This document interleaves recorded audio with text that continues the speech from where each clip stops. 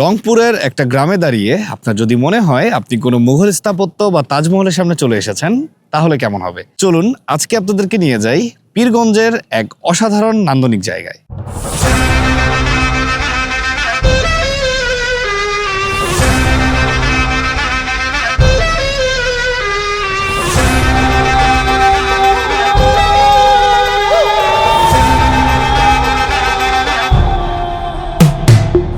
আমি কথা বলছি রংপুরের পীরগঞ্জ উপজেলার চতরা ইউনিয়নের আলতাফনগর জামে মসজিদ নিয়ে।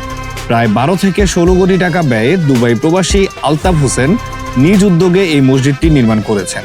এর চমৎকার গম্বুজ আর চারপাশের সুউচ্চ মিনার যে কাউকে মুগ্ধ করবে। এর 2 তলায় একসাথে প্রায় 2500 মানুষ নামাজ পড়তে পারে। তার সাথে রয়েছে ইসলামিক ইনস্টিটিউট ও কবরস্থান। প্রবাসে থেকেও দেশের মানুষের জন্য এমন ভালোবাসার নিদর্শন সত্যি প্রশংসনীয়।